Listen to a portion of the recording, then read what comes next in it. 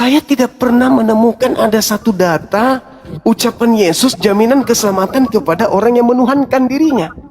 Yang aku temukan adalah jaminan neraka kepada dia yang menuhankan Yesus. Matius 7, 22, 23. Jaminan neraka yang ada dari Yesus, tak ada jaminan surga.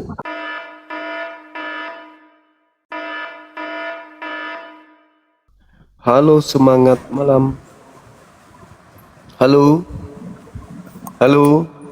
Iya, halo. Katolik Halo, Protestan. Protestan Bang Zuma. Silakan buka kamera. Oke. Iya, silakan. Oh, boleh pakai masker ya Bang Zuma? Sorry. Boleh. Silakan.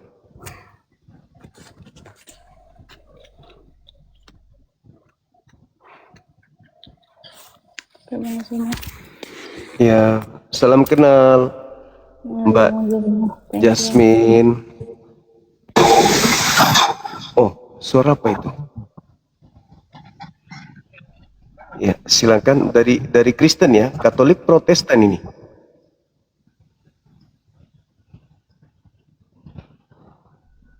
Saudara Jasmine, suaranya kok hilang ya?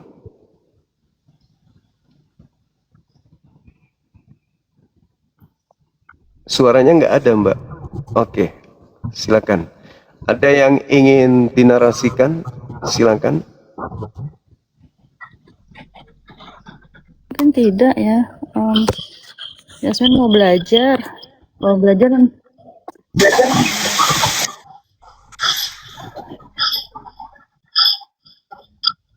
Iya, gimana?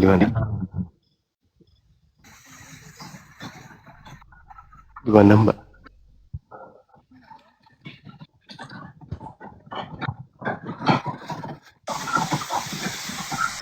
Itu suara apa ya? Kresek gitu ya?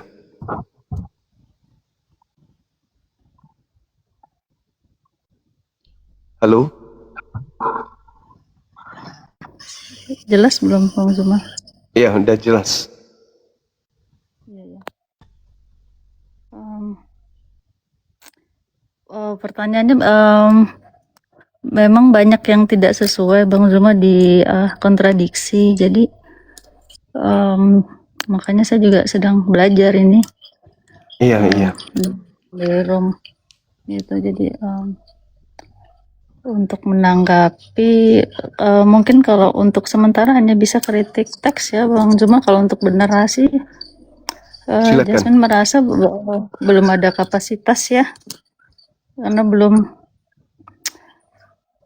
menguasai semuanya.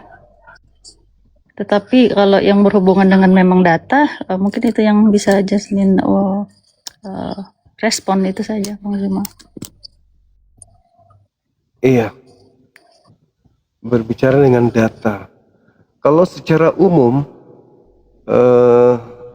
Kristen dibangun dari pengajaran Paulus. Kisaran tahun 48 Paulus sudah mulai menulis kitabnya. Lalu tahun 60-an disusul Markus dan yang lainnya. Tahun 90-an ke atas kitab Wahyu dan juga buku Yohanes dicatat kemudian.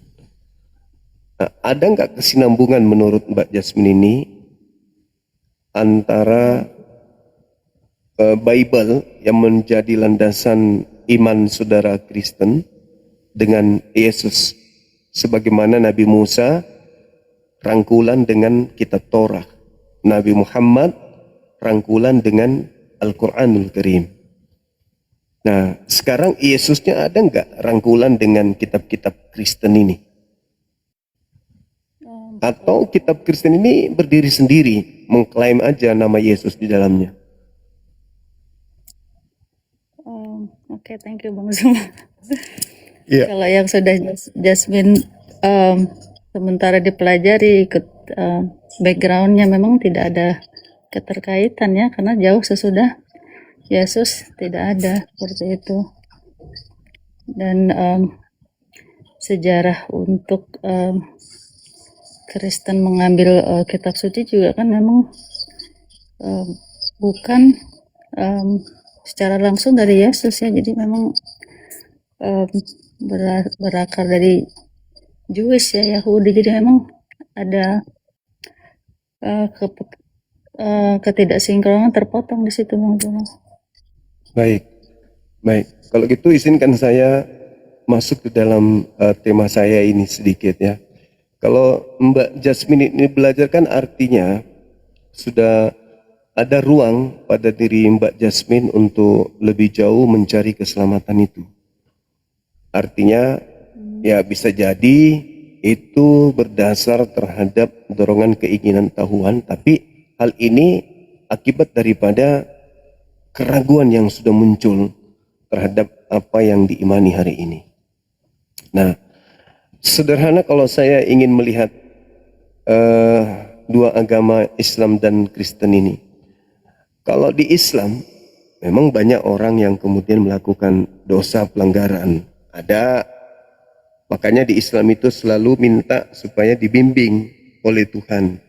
Iyyaka na'budu wa iyyaka nasta'in ihdinas siratal mustaqim. Kepada Tuhan yang berkuasa atas segala sesuatunya, umat Islam senantiasa minta petunjuk pada jalan lurus. Apakah umat Islam tidak ada jalan lurusnya? Justru karena ada. Tapi anehnya, sudah tahu ini dosa, masih dilakukan. Sudah tahu ini maksiat, masih dikerjakan. Sudah tahu ini perintah, ditinggalkan malah. Jadi jalan lurus itu sudah ditunjukkan di Islam. Ini enggak boleh, ini yang boleh. Di sini kamu harus berdiri, di sini kamu harus baring, di sini kamu harus jongkok, di sini kamu harus duduk. Udah ditahu tuh. Semua udah disampaikan. Tapi anehnya, umat Islam masih sering miring. Makanya umat Islam itu selalu minta petunjuk. Tunjukilah jalan yang lurus. Yaitu jalan orang-orang yang engkau beri nikmat keselamatan. Itu intinya itu di situ. Nah, sedangkan ketika di Islam itu ada orang bermaksiat, tapi umat Islam ini tidak menduakan Tuhan. Sejahat-jahatnya umat Islam, mereka tetap saja menyembah kepada Tuhan yang benar, yaitu pencipta langit dan bumi, yang maha kuasa, maha suci, yang bukan makhluk, tapi pencipta makhluk. Jadi sejahat-jahatnya umat Islam, sebobrok-bobroknya mereka tetap saja mempertuhankan Tuhan yang asli, tidak menggantikannya dengan makhluk. Sebaliknya, Kristen, sebaik-baiknya Kristen, sekasih-kasihnya mereka, tetap saja hancur, binasa di neraka. Kenapa? Karena mereka menyembah yang bukan Tuhan. Sebaik-baiknya Kristen, tetapi kalau dia masih menyembah manusia, tak ada surga baginya. Makanya Yesus mengatakan dalam Matius 7:22-23, pada hari terakhir nanti banyak orang berseru kepadaku, Tuhan, Tuhan, bukankah kami bernubuat, mengusir setan, bermukjizat? Hari ini kalau kita melihat orang Kristen, di tengah-tengah Kristen, di Indonesia khususnya, kalau ada orang Kristen yang sudah mampu bermukjizat, mengusir setan, mengobati orang, menyembuhkan orang, itu sudah Kristen paling hebat itu. Tapi celakanya justru di Bible level seperti inilah yang Yesus katakan, enyahlah daripadaku, aku tidak mengenal kalian, kalian semua adalah pembuat kejahatan. Kenapa rupanya? Ternyata mereka menyembah kepada yang bukan Tuhan. Wa ikhwanuhum wa yamuddunahum fil ghayyi tsumma la yuksirun. Nah ini, iblis menjadikan sekelompok manusia Islam untuk menyembah kepada selain daripada Tuhan agar durhaka kepada Tuhan. Nah ini yang saya ingin sampaikan melalui tema saya, bahwasanya sejahat-jahatnya umat Islam tetap menyembah kepada pencipta langit dan bumi. Sebaik-baiknya Kristen, orang Kristen menyembah kepada anak manusia. Apakah pencipta langit dan bumi anak manusia? Bukan. Jadi itu dulu. Kalau Mbak Jasmine ini mencari kebenaran dengan memilah-milah, ini ajarannya kasih, ini ajarannya begini, ini, itu akan butuh waktu lama. Tapi kalau langsung ke pokoknya, sesalah apapun Kristen dalam pandangan Islam dalam pandangan saya, tapi mereka tetap menyembah kepada pencipta langit dan bumi. Makanya di Islam itu tidak dinampakkan Islam itu menyembah apa? Menyembah manusia kah, menyembah batu kah, menyembah pohon kah, menyembah gunung, menyembah langit. Tidak. Dia menyembah kepada pencipta langit dan bumi. Sebagaimana Nabi Musa menyembah, sebagaimana Nabi Ibrahim menyembah, Nabi Ismail, Nabi Ishak, Nabi Yakub. Mereka tidak memvisualisasikan kemudian Tuhan mereka. Mereka tidak membentuk sembahan-sembahan mereka. Tetapi mereka hanya berseru kepada pencipta langit dan bumi yang maha melihat, maha mendengar. Lalu kemudian menjalankan syariat. Itu. Jadi Tuhan itu tidak mesti dihadirkan dalam rupa makhluk. Karena itu bukan Tuhan. Yang hadir jadi makhluk itu bukan Tuhan. Tapi itu adalah ciptaan Tuhan. Nah di Islam, kalau ada orang yang mampu mencela sembahan umat Islam, yang mana yang mau dicela? Tuhannya umat Islam buktinya maha suci. Orang di luar Islam tidak bisa menghina Tuhannya. Karena Tuhannya umat Islam itu bukan makhluk. Tuhanmu kau begini, nggak bisa. Karena Tuhannya umat Islam itu bukan makhluk. Tetapi kalau Tuhan-Tuhan yang lain, itu bisa. Kenapa? Karena sama seperti makhluk, ciptaan. Seperti itu Mbak Jasmine. Jadi di Islam, seburuk-buruknya tetap aja menyembah kepada Tuhan yang benar. Di Kristen, sebaik-baiknya Kristen tetap saja menyembah kepada anak manusia. Saya kira begitu, silakan. Ya masuk akal Bang Zuma memang. Karena Yesus juga hadir di dunia itu melalui manusia. Jadi kalau memang agak rancu sedikit kalau kita katakan Tuhan kenapa perlu melalui manusia. Harus ada perantara. Kenapa tidak langsung hadir sendiri? Masya Allah. Mbak Jasmine, di Islam itu Mbak, di Al-Quran surah Qaf, wa nahnu aqrabu ilaihi min hablil warid. Aku Tuhan langit bumi lebih dekat kepada manusia daripada manusia itu sendiri dari urat lehernya. Sekarang saya ingin buktikan dalil itu melalui Mbak Jasmine. Mbak Jasmine, yang mengatur ritme jantung, nadi, darah mengalir dalam tubuh Mbak ini siapa?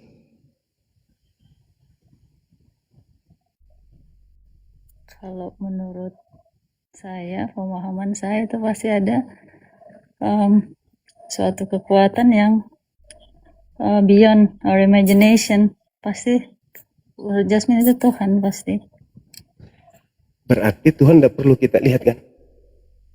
Iya. Itulah Islam.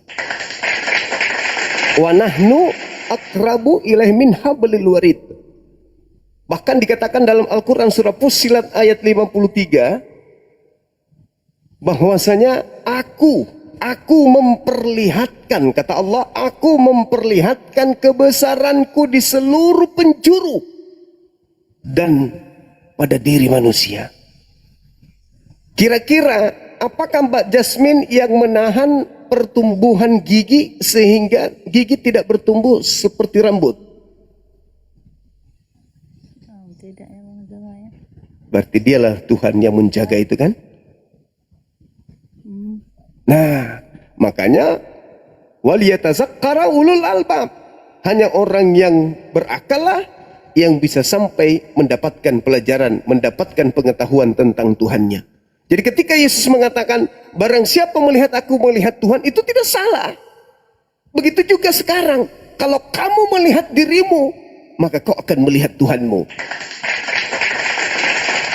Jadi Tuhan itu tidak perlu kita lihat bahwa dia harus turun jadi bayi, dibunuh. Enggak. Bagi orang berakal, segala sesuatunya itu adalah tanda kebesaran Tuhan. Bahwa Tuhan itu ada. Dengan melihat jari-jari aja, kita sudah tahu betapa maha besarnya Allah. Betapa maha dahsyatnya Tuhan itu ya. Mengatur alam ini, mengatur alam, mengatur tubuh kita. Sudah selesai. Lalu apa tugas kita kemudian? Menyembah dia yang maha suci, yang maha tinggi. Apa perlu kita lihat? Enggak. Kenapa? Karena hadir Tuhan itu. Tuhan itu sudah hadir di tengah-tengah kita. Tuhan hadir di mana makhluknya itu ada. Jadi cukup kita menyembahnya. Allahu Akbar. Duhai dikau yang maha besar, Mendengar enggak yang maha besar itu ketika diseru? Logikanya harusnya pasti mendengar ya. Mendengar. Jadi kita dalam pantauan Tuhan, kita dalam pendengaran Tuhan, kita di dalam penglihatan Tuhan. Jadi tidak ada yang sembunyi dari Tuhan. Kalaupun kita tidak melihat Tuhan, yakin Tuhan melihat kita.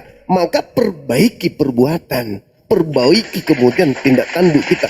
Pilih agama yang benar, pilih Tuhan yang benar. Maka Islam selalu mengedepankan apa? Waliyatazakkara ulul albab, afala ta'qilun, afala tatafakkarun. Mengajak manusia berpikir. Makanya wahyu pertama yang diwahyukan oleh Allah kepada Nabi Muhammad, Iqra, baca. Baca dengan matamu, dengan perasaanmu, dengan pikiranmu. Baca suasana, baca situasi, baca semuanya supaya engkau sampai kepada Tuhanmu.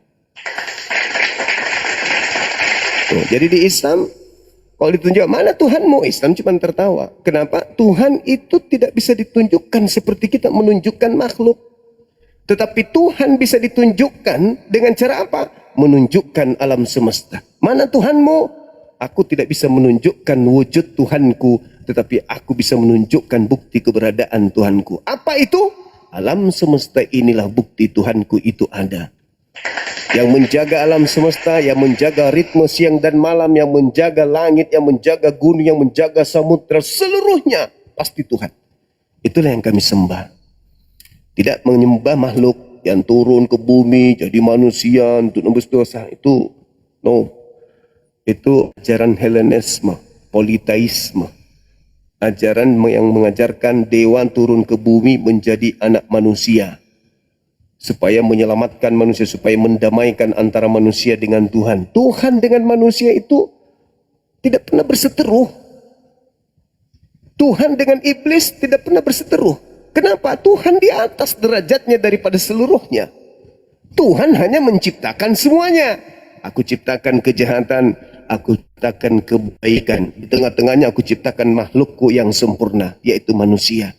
Kenapa dia yang harus aku uji? Kenapa dia yang harus aku ciptakan dengan sempurna? Karena aku titipkan kemampuan yang luar biasa kepada mereka. Bila mana mereka menggunakan akalnya, maka bumi mereka genggam. Tapi ketika dia mematikan akalnya, maka binatang pun bisa menggenggamnya. Nah, itu fakta tuh. Jadi di Islam kita hanya dituntut untuk berakal. Lalu setelah kita sampai kepada kebenaran Tuhan, kita beribadah, memperbaiki diri. Karena Tuhan kemanapun kita pergi, Tuhan itu senantiasa melihat. Makanya di Islam itu, Mbak Jasmine, kami umat Islam yang mengerti tentang Tuhan, mandi dalam keadaan telanjang pun kami malu. Sendiri nih di kamar mandi, malu kita telanjang. Karena kita tahu bahwa Allah itu maha melihat. Maka orang muslim itu malu. Makanya manusia muslimah bukan sekedar perintah untuk tutup aurat, enggak. Karena wanita itu makhluk terindah yang dicipta oleh Allah. Disuruh tutup supaya kemudian dia memperlihatkan bahwa Allah mencintai kebaikan. Itu fakta, itu real.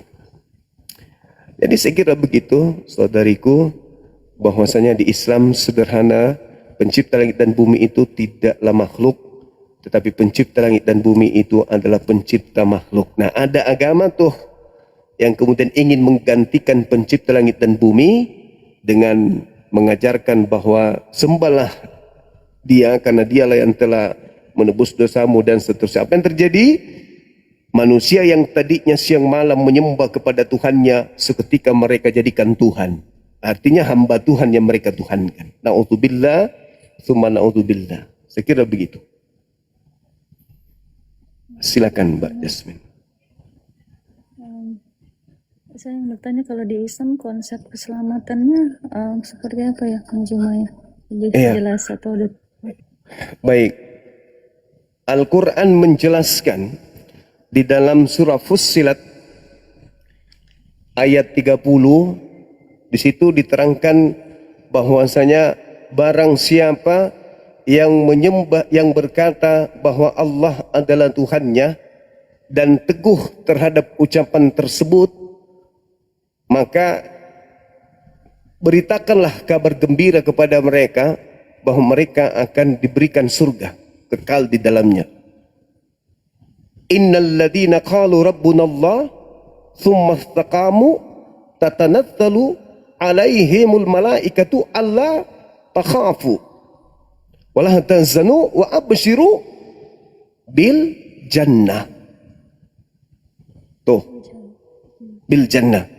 Barang siapa yang berkata bahwa Allah adalah Tuhannya, lalu perkataannya itu diaplikasikan dalam kehidupannya sehari-hari, di mana Allah melarang ini, melarang itu, memerintahkan ini, memerintahkan itu, dia aplikasikan itu, maka beritakanlah kabar gembira kepada dia berupa surga. Itu keselamatan.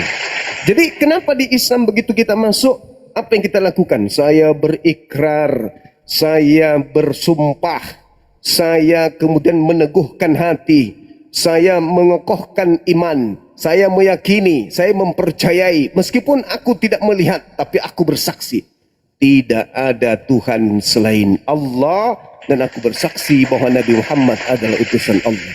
Apa bukti kesaksianmu meski kau tak melihatku? Buktinya, aku tidak berdusta, aku tidak berzina, aku tidak mencuri, aku tidak melakukan ini dan melakukan itu. Kenapa? Karena aku tahu engkau menyaksikan semua itu. Berarti aku bersaksi, ya aku melihat kau itu ada. Itu kesaksianku dengan adanya alam semesta ini, aku bersaksi engkaulah Tuhan. Maka kesaksianku aku aplikasikan dalam hidupku, ketaatanku sepenuhnya denganmu. Bila mana aku jatuh melakukan maksiat, aku kembali bertaubat kepadamu. Selesai.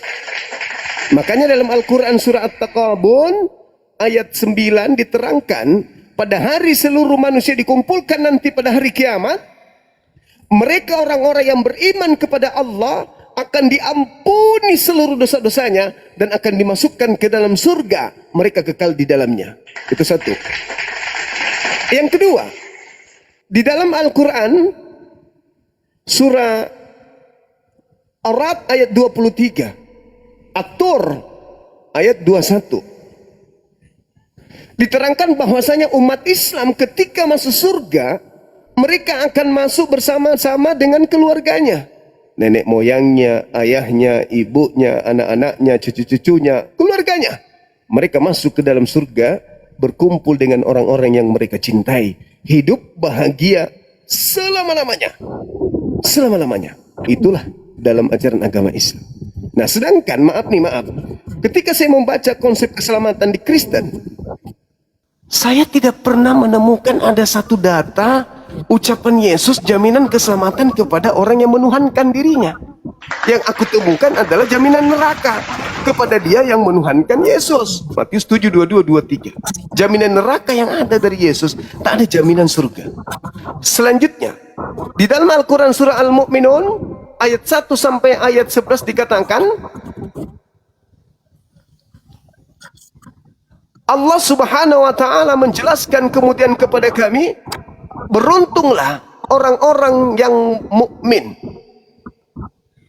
Beruntunglah orang-orang yang mukmin. Siapa mereka orang-orang mukmin ini?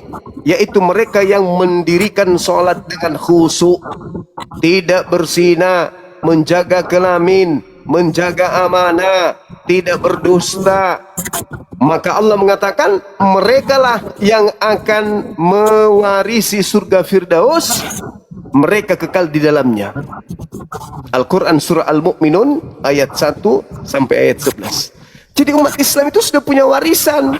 Sebelum ke surga, sudah punya warisan. Makanya dikatakan, kada aflahal mu'minun. Beruntunglah orang-orang Islam itu, sebab mereka lah pewaris surga Firdaus. Hum fiha khalidun.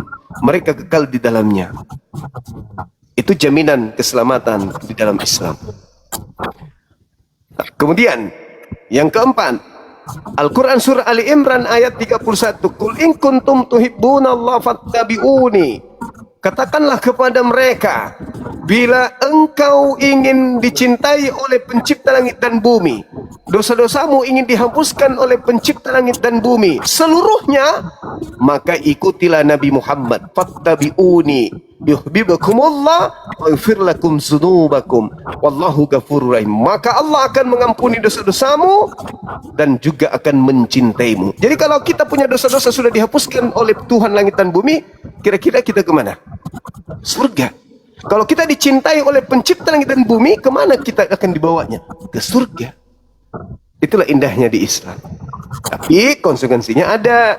Kita harus merasakan kehadiran Tuhan dalam hidup ini, sehingga kita menjaga segala-galanya dari dosa, maksiat. Begitu.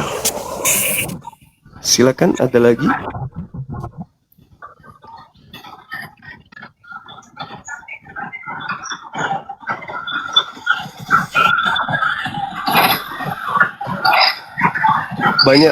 Banyak suara di sana ya, Mbak Jasmine ya.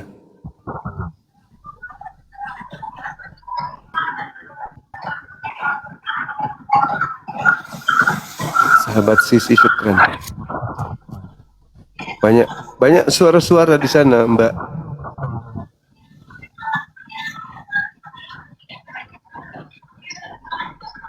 Ada suara-suara apa gitu?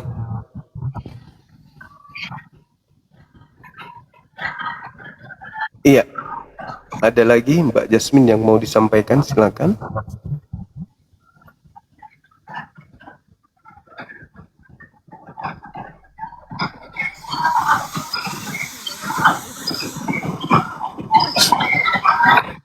Oh, mencatat. Iya. Suaranya tidak kedengaran, Mbak. Malah yang kedengaran itu suara-suara kikuk-kikuk itu. Suara. Oh, iya. Sambil dicas HP-nya. Iya.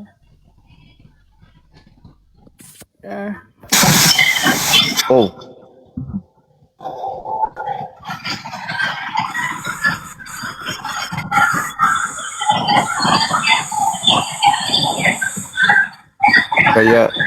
Kayak orang lagi memblender pecah beling. Ribut Mbak Jasmine. Halo, semangat malam saudara. Kabur dia. Baru mau disapa.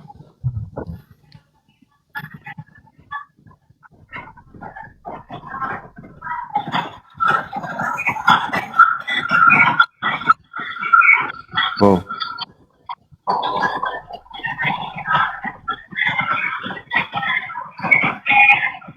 Oh, suaranya ini bising. Oke, Mbak Jasmine, kalau ini masih ada lagi silakan. Kalau tidak kita istirahat. Gimana? Sudah sama satu aja Bang Juma tentang tema ini. Tangan iblis, Islam atau Kristen. Dalam perspektif Bang Zuma ini, kira-kira deskripsinya seperti apa ya? Kalau saya gini, iblis itu menjadikan salah satu dari agama ini sebagai senjata untuk meraup sebanyak mungkin anak manusia untuk bersama dengan dia masuk ke neraka. Apa pembuktiannya? Pembuktiannya adalah bahwa iblis itu senantiasa mengajak manusia untuk tidak taat kepada Tuhan, tidak taat kepada pencipta langit dan bumi. Iblis itu selalu ingin disembah. Iblis selalu ingin dituhankan. Iblis selalu ingin menyamai Tuhan. Iblis ingin selalu manusia itu rendah di matanya. Nah, di Islam tidak mungkin iblis bekerja di sana. Kenapa? Karena di Islam orang disuruh menyembah kepada pencipta langit dan bumi. Apakah iblis mau manusia menyembah kepada pencipta langit dan bumi? Apakah iblis mau agar manusia taat kepada pencipta langit dan bumi? Jelas tidak mau. Nabi Muhammad mengajarkan kita manusia untuk menyembah hanya kepada pencipta langit dan bumi seperti yang saya gariskan, yang saya gambarkan tadi. Jadi bagaimana mungkin iblis mau mengajarkan manusia menyembah kepada Tuhan langit bumi? Nah, sedangkan di Kristen, orang-orang diajari menyembah kepada anak Maria. Sedangkan anak Maria sibuk menyembah kepada Tuhan langit dan bumi. Artinya bahwa ketika manusia menjadi Kristen, yang kita sembah itu adalah utusan Tuhan. Berarti kita menduakan Tuhan. Tuhan langit dan bumi mengutus ciptaannya, mengutus rasulnya, mengutus nabinya bernama Yesus. Begitu sampai di bumi malah dituhankan. Berarti ketika manusia menuhankan manusia, yang tepuk tangan iblis. Nah sekarang kalau di Islam siapa yang kami tuhankan? Ada nggak yang kami tuhankan manusia? Menuhankan makhluk, menuhankan benda? Nggak ada. Yang kami sembah adalah pencipta langit dan bumi. Kami memurnikan semurni-murninya Tuhan yang kami sembah, yang maha suci lagi maha tinggi tersebut dari sifat makhluk. Nah sedangkan kalau saya melihat di Kristen, yang namanya Yesus ini kan jelas-jelas anak orang. Dan jelas-jelas dia juga menyembah kepada Tuhannya. Yohanes 4 nomor 22, aku dan muridku menyembah apa yang kami kenal. Yesus menyembah. Dan kalian menyembah apa yang kalian tidak kenal. Yohanes 17 dari data 1 sampai seterusnya, Yesus memperagakan bagaimana dia berdoa kepada Tuhan. Yang intinya bahwa tidak ada satu Kristen pun di muka bumi ini yang bisa membuktikan bahwa Yesus itu bukan manusia. Mau dilihat dari sudut pandang manapun, Yesus tetaplah manusia. Dilihat dari belakang, dari samping, kiri, kanan, atas, bawah, Yesus tetap manusia. Jadi bagaimana mungkin bisa dibenarkan oleh akal sehat manusia bisa selamat dengan menyembah utusan manusia, utusan Tuhan? Jadi ketika ditanya, apa fungsi, apa yang Anda mau sampaikan di dalam tema ini? Dalam tema ini adalah bahwa Islamkah atau Kristen yang menyembah selain daripada Tuhan langit dan bumi? Disitulah iblis bekerja. Iblis mau agar manusia menyembah bukan kepada Tuhan, tapi kepada ciptaan Tuhan. Demikian.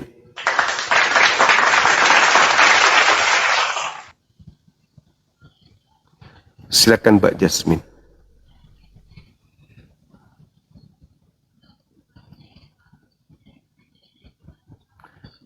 Termute Mbak.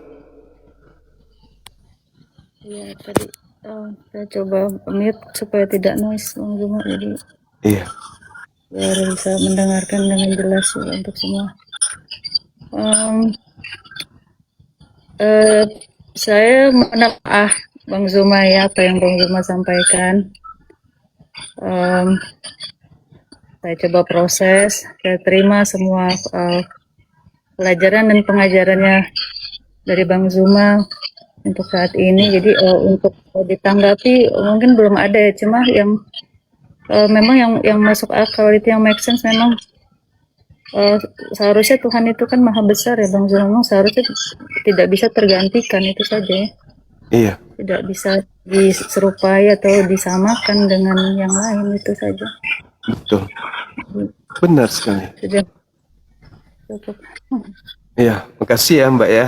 Nanti sering-sering aja ke sini. Ya. Tadi soalnya saya sempat juga ke roomnya Abang Loading, lalu saya banyak dapat pesan dari ini, malah saudara Kristen itu marah sama saya, ada yang menghujat, lalu menuduh akun bodong atau apa seperti itu. Kok bodoh? Iya, Kan saya kita- cuma ingin sampaikan. Iya. Mungkin saya di sini ingin belajar, dan memang saya berdasarkan data atau logika Bang Zuma. Iya, Jadi saya harus. kesampingkan itu doktrin, dogma itu Doktrin. tidak akan masuk ke saya. Oh, Selama tidak ada alhamdulillah. bentuknya data itu saya tidak bisa terima. Karena Iya, iya. basic saya kritik teks ya. Em, sebagai apa background saya ada ya akademisi, memang semua yang kita diskusikan yang bisa kita klaim itu jika ada dasar yang solid ground istilahnya Bang Zuma.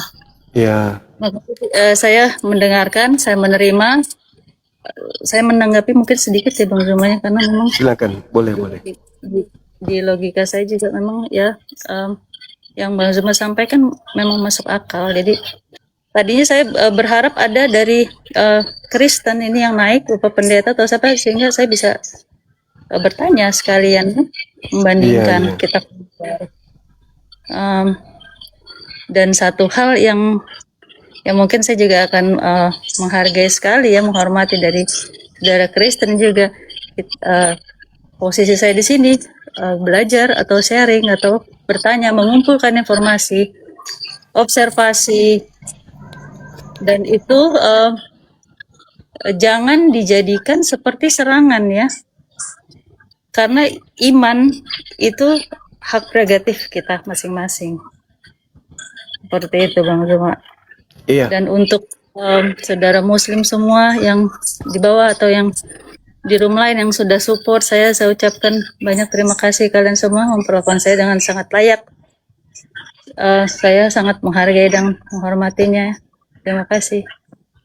Ya, makasih Mbak Jasmine. Ini ada orang Kristen, dia ngaku tidak awam, dia pakar dalam ilmu Kristen. Mungkin ada sesuatu hal yang ingin Anda pertanyakan ke beliau. Ya, bisa. Ini Ya, Saudara James. Papa James. Ya gimana? Saya bukan Ya. pakar juga, tapi saya mengerti. Tadi Anda mengatakan pendeta yang dari Toraja itu awam, berarti Anda kan hebat kan gitu. Silakan buka kameranya. Bukan begitu. Saya katakan awam tuh karena dia nggak hafal bunyi kitabnya, sehingga Anda mutar dia juga dia iya aja. Nah. Ayo silakan. Itu ada Mbak Jasmine, tolong dilayani dulu. Beliau ingin bertanya. Nggak, saya sebelumnya saya mau tanya satu pertanyaan aja kepada Bang Suma, boleh? Tentang imannya Bang Suma. Apalagi itu? Oke. Pertanyaan saya sangat sederhana Bang Suma, yaitu tertulis di Al-Baqarah 73 ya, dan Ali Imran 49. Satu aja. Ya, ini nanti saya Ya. sampaikan pertanyaannya. Ya, Al-Baqarah silakan. 73, Ya, Ali Imran 46 sampai 49. ya, Nah, di sana kan ada tentang kebangkitan. ya. Nah, pertanyaan saya, Tuhan di zaman Musa dan Tuhan di zaman Isa melakukan hal itu. Tuhan di zaman Rasul Allah melakukan hal itu atau tidak? Karena apa? Kenapa saya tanyakan hal ini? Karena semua manusia itu mengharapkan bangkit. Nah, jika tidak melakukan hal yang itu, dasar Bang Suma itu yakin bahwa Bang Suma akan bangkit, itu dasarnya apa? Silakan. Bangkit. Al-Quran surah Ali Imran ayat 169. Jangan kau mengira orang yang mati di dalam Islam itu mati. Mereka semuanya hidup di sisi Tuhannya dan mendapatkan rezeki. Itu dalil. Makanya saya heran kepada saudara kami Kristen. Kalau bangga dengan kebangkitan Yesus. Yesus ke langit, kalian mati malah ke alam barzakh. Malah ikut Nabi Muhammad. Sehingga ketika kalian masuk ke alam kubur, alam Seol dalam kitab saudara, kalian tidak punya juru selamat di sono. Karena juru selamat kalian malah ada di surga. Bukan ke alam barzakh. Dia ke alam barzakh cuma 3 hari kan. Nah ketika kalian masuk ke alam barzakh, siapa penolongmu di sana? Yang ada di sana cuma Nabi Muhammad. Seluruh manusia akan dibawa ke alam barzakh, alam penantian. Yesus naik ke langit, ke surga. Ya kalian orang Kristen masuk kubur juga ke alam barzakh. Berarti nggak nyambung, bukan? Tetapi ketika berbicara tentang kehidupan setelah hidup di bumi ini, umat Islam di dalam Al-Quran surah Ali Imran yang saya maksud tadi, bahwa mereka yang mati di jalan Allah tidaklah mati, melainkan hidup berada di sisi Tuhannya, dan mereka mendapat rezeki. Itu dalil. Oke? Sampai sini paham? Siap, paham. Kalau begitu kan tentang kiamat. Nah, kiamat manusia akan dibangkitkan. Tapi Tuhan di zamannya Musa sebelum kiamat dia sudah membuktikan itu. Menyatakan bahwa Tuhannya mampu. Tuhan di zaman Isa pun melakukan hal itu. Menyatakan Tuhannya mampu. Pertanyaan saya, Tuhan di zaman Rasul Allah itu mampu melakukan atau tidak? Kalau mampu, di mana datanya Tuhan di zaman Rasul Allah melakukan hal itu? Maksudnya apa? Maksudnya apa? Kamu ingin ada orang hidup gitu di masa Nabi Muhammad dibangkitkan? Untuk apa? Ada nggak? Kan untuk apa? Tuhan di zaman Rasul Allah kan dia memperkenalkan Tuhan kepada Anda. Nah, itu dia melakukan hal itu nggak? Menyatakan bahwa dia ada mempunyai kuasa mampu membangkitkan. Orang hidup di dalam Islam. Satu aja. Di dalam Islam diterangkan bahwa Nabi Isa alaihissalam membangkitkan orang mati dengan biiznillah, dengan izin Allah. Itu ya, saya tahu. Dengan Nabi Isa Allah, saya tahu itu. Ya, terus? Nah, itu di zaman Isa. Di zaman Rasul Allah itu siapa, saudara? Bukankah janjinya maksudnya sama? Apa ini? Maksudnya kamu ingin bahwa Nabi Muhammad menghidupkan orang mati gitu, sama seperti Nabi Isa. Mau itu Rasul Allah, mau itu siapa, saya pokoknya yang kenapa ini yang menjadi dasar pijakanmu Nabi Muhammad harus membangkitkan orang mati? Ingat, bukan Nabi Muhammad bukan hanya saja membangkitkan orang mati, bahkan jauh daripada itu. Nabi Muhammad SAW bahkan membuat daging yang sudah dimasak pun jadi hidup. Anda tahu sejarah Nabi Muhammad diracun? Daging yang sudah masak menjadi hidup. Oh iya dong. Daging yang sudah masak itulah yang berbicara kepada Nabi Muhammad, jangan kau makan daging ini karena sudah dibubuhi racun. Makanya pada saat Nabi diracun, dia tidak menelannya. Yang menelan adalah sahabatnya dan meninggal pada saat itu juga. Hebat kan Nabiku? Yang akan bangkit itu daging yang sudah dimasak atau manusia, saudara? Maksudnya apa ini? Kan Anda mengatakan bahwa tentang kebangkitan manusia atau kebangkitan. Sekarang ini bukan saatnya membangkitkan manusia. Nanti masa kebangkitan itu baca di dalam Yohanes 5:29. Nanti setelah kiamat manusia dibangkitkan. Kok sekarang manusia dibangkitkan? Iya memang betul, hari kiamat nanti baru manusia dibangkitkan. Terus tetapi janji Tuhan kan dari di zaman Musa kan satu aja, janjinya bahwa jika percaya kepada perkataan Tuhan itu akan dibangkitkan pada akhir zaman. Tapi jauh-jauh hari sebelum akhir zaman itu terjadi, Tuhan sudah lebih dahulu membuktikan bahwa dia mampu gitu loh. Nah, Tuhan di zaman Isa pun sama. Tuhanku membangkitkan orang mati melalui Nabi Isa. Bagaimana? Itu pertanyaan saya. Tuhanku membangkitkan manusia mati melalui Nabi Isa biiznillah. Apa masalahnya? Nabi Isa aku membangkitkan orang mati. Biar kita tahu jika Tuhannya masih sama, bukankah dia harus melakukan hal yang melakukan hal yang sama juga? Udah, aku pikir kau itu cerdas, ternyata masih idiot kayak dulu. Yang tidak sama Tuhannya itu ya Anda menuhankan manusia. Kalau kami menuhankan Tuhan yang datang kepada para nabi. Qulu amanna billah wa ma unzila ila Ibrahim wa Ismail wa Ishaq wa Yaquba wal asbati wa ma utiya Musa wa Isa. Lah kamu menyembah kepada Tuhannya siapa? Tuhannya Roma, Tuhannya Yunani, siapa namanya? Kristus. Sedangkan umat Islam menyembah kepada ilah Abraham, ilah Ishak, ilah Yakub, ilah Ismail, ilah Isa, ilah Yakub. Itu yang kami sembah. Lah kalian menyembah malah anak Yahudi. Anaknya orang yang kalian sembah, kalian salah sembah. Inilah yang kita bahas ini malam. Sekarang masalah kebangkitan. Lah, aneh kau ini. Halo saudara Glory.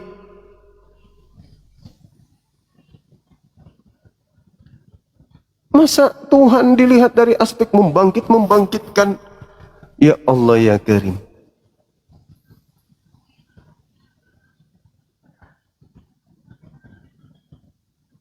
Nabi Isa alaihissalam membangkitkan kemudian orang yang sudah mati. Nabi Isa membangkitkan. Nah, Nabi Isa ini utusan siapa? Utusan Allah. Kenapa Nabi Muhammad tidak ada kemudian contoh seperti Nabi Isa? Ya, sebaliknya. Kenapa Nabi Isa tidak belah lautan kayak sama Musa? Karena masing-masing nabi, masing-masing utusan menghadapi musuh yang berbeda. Nabi Musa musuhnya Fir'aun, yang menganggap dirinya Tuhan.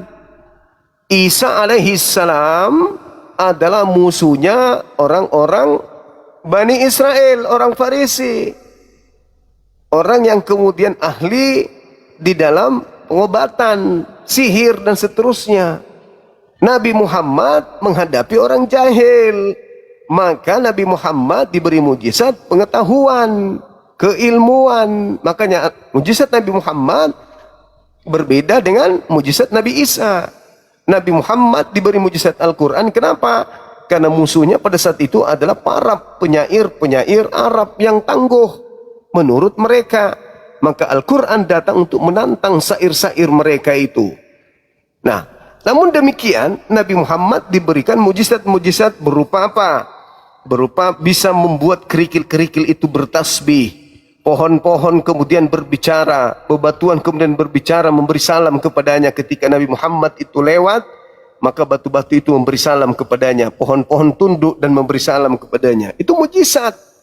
Ada enggak Yesus bisa begitu? Enggak bisa. Tapi apakah kemudian Nabi Muhammad itu derajatnya lebih tinggi daripada nabi-nabi yang lain? Tidak, beliau sama mulianya dengan nabi-nabi yang lain. Tidak ada yang dibeda-bedakan. Cuman mujizatnya yang berbeda. Hanya tugas yang diemban Nabi Muhammad lebih berat. Karena Nabi Muhammad diutus untuk seluruh umat manusia. Sedangkan Isa, Yesus, hanya kaum Bani Israel saja. Begitu. Ini tidak masuk akal. Masalah-masalah apa yang dibawa? Ada masjid bangkit-bangkit apa? Apa itu? Tidak ngerti, pemahamannya aneh. Silakan Mbak Jasmine, mungkin masih ada. Maaf tadi saya salah orang naikkan. Kupikir dia bisa memberikan sedikit pencerahan atau apa gitu. Tapi ternyata dia malah larinya ke saya. Malah dari Bapak Rames yang saya bisa simpulkan malah Bang Zuma di sini itu menunjukkan mukjizat malah Bang Zuma. Ini mukjizat yang Bapak itu, ini logika saya Bang Zuma itu korelasinya ke mukjizat. Dan setiap utusan mereka memiliki mukjizat sendiri-sendiri masing-masing sesuai pada zamannya, itu yang saya tangkap seperti itu. Jadi iya, Masya Allah, memang begitu. Dan kalau Bapak yang tadi berkata, oh karena saya tidak tahu, saya buka. Bang Zuma bicara apa, saya buka. Bapak itu bicara apa, saya buka juga di Bible ini. Iya. Masya Allah, luar biasa. Saya juga catat, jadi saya menikmati terus terang Bang Zuma kalau ada apa ya, accusation ini ya, seperti ini. Jadi lucu. Ya, semangat malam. Saudara Staurus. Halo, selamat malam Bang Suma. Malam juga. Silakan buka kameranya. Sebelumnya saya sebenarnya sudah tidur. Ya, terbangun tadi sempat buka-buka TikTok, berjumpa dengan komalnya Bang Suma, dan tadi saya sempat lihat pembicara yang sebelumnya itu yang sengaja diturunin oleh Bang Suma. Ya minimal lah jangan begitulah Bang. Setidaknya ladenin dulu. Itu saya perhatikan itu netizen banyak sampai komentar Bang Suma katanya takut itu. Iya, betul. Takut ketularan sintingnya. Benar itu. Bapak bisa tolong buka kamera? Iya, buka kameranya dulu. Menghabiskan waktu saya sia-sia. Saya berhadapan dengan orang yang mulut karet kayak itu, gak ada ilmu. Untuk apa? Kemana bapaknya? Turun. Kalau bicara dengan data, saya cari di sini, nanti saya coba simpulkan sesuai logika saya, Bang Jumai. Memang saya tidak mengatasnamakan, tidak merepresentasikan saudara-saudara yang lain ya. Ini pribadi saya saja berdasarkan pemahaman saya. Apa yang saya tangkap dari penjelasan-penjelasan Bang Zuma dan memang data yang ada. Iya. Jadi iya, kalau Mbak. seandainya ingin marah ke DM saya itu percuma juga gitu, karena saya tidak mencari validasi di sini. Ini murni untuk pembelajaran pribadi saya. Iya, iya, iya. Dan pilihan hidup saya juga ada di pundak saya. Kalau memang ingin support, bantu berilah data, bukannya sekedar apa ya, menuduh yang tidak beralasan jelas itu. Betul, betul, betul. Berilah data kepada saya gitu loh. Kalau memang ingin meyakinkan, ingin menguatkan, bisa menyentuh, menjamati saya, berikanlah data. Iya. Tunjukkanlah memang ajaran kasih yang seperti kita tahu kasih. Halo, selamat malam. Cuma Malam juga Bang Maruli. Katolik Protestan. Pokoknya Kristen lah. Oh iya, silakan. Ada yang disampaikan mungkin? Aku ini Bang, nanya sama Abang ya. Ya. Aku dari tadi ku dengar-dengar percakapan Abang. Jadi kalau menurut aku Bang, aku bukan orang pandai kan di bagian di agama. Cuma kalau menurut dari pembicaraan Abang tadi, percakapan Abang tadi sama Mbak ini, ku simak, ada yang betul, ada yang nggak betul. Jadi sebagai aku lah dulu dari agama Kristen, kenapalah kita selalu membahas agama orang lain? Maunya kita harus meyakinkan agama kita sendiri, mana supaya kita itu lebih meningkat, bisa kita mengasih kasihan dari agama kita untuk kawan umat kita. Jadi jangan kita mengapa memprotes agama lain. Kalau itu Bang, aku salah sama Abang kayak gitu. Selalu Abang membahas agama bisa interupsi Kristen. sedikit Bang. Iya. Silakan, silakan. Itu. Bapak, Aku bukan orang pandai Bang. Cuma pembahasan itu salah bagiku. Selalu Bapak Abang membahas di sini agama berdiskusi, Kristen. ya, Apa bicara salah? data, ya. Ada salahnya Pak agama Kristen itu Ya, menyakiti gantian Abang. Bang. Gantian, nggak gantian. Gantian. Tapi kalau aku bilang nanti Silakan. Bang, maaf dulu. Aku bertanya, kenapa dari Muslim dulu selalu membakar gereja-gereja di kota-kota lain? Apa salah gereja itu Bang? Aku tanya. Kalau betul Di kita mana? saling Di menghargai mana? agama-agama lain. Di Apa salah mana gereja? gereja? Apa Di tempat mana salah gereja? tempat ibadah Di itu? mana gereja dibakar? Di Jawa. Anda Bapak, yang kita di sini framing, berdiskusi Pak. framing. Jika memang ada tuduhan seperti itu bisa disampaikan ke pihak yang berwajib. Jadi kita tidak wasting time, membuang waktu. Enggak. Itu Di aku sini naik kita sama abang diskusi, ini. Kalau dari belajar ini. berdasarkan Nah, data. Jika jadi, Bapak memang Jangan melihat kita ada selalu membahas indikasi agama seperti lain, itu, Bang. kita bisa Itu. pergi ke pihak yang berwajib begitu. Yang Bapak. baru-baru ini bakar gereja itu orang Kristen sendiri loh. Islam dituduh ternyata pelakunya orang Kristen. Yang Rasulullah Lubis ngamuk-ngamuk itu ternyata begitu diperiksa polisi ternyata salah satu dari kenapa jemaahnya selalu sendiri. membakar orang itu selalu memberikan Siapa yang bakar gereja? Siapa yang membunuh ribuan manusia di Ambon, di Poso, di Papua sampai hari ini? Itu agamanya apa, Bang? Yang memframing, yang menjajat 350 tahun itu agamanya apa? Itu apa namanya? Kupiah-kupiah yang putih itu Ya bisa kan, orang Itu dari Kristen juga agama bisa mana pakai itu. Kristen juga bisa pakai. Dan juga permisi saya interupsi. Ya silakan. jadi abang salah selalu membahas agama Kristen, Pembelajaran agama itu sekian Kristen. karena Lalu membahas ini agama Kristen. diskusinya sudah Maunya tidak agama ilmiah. apa, ya?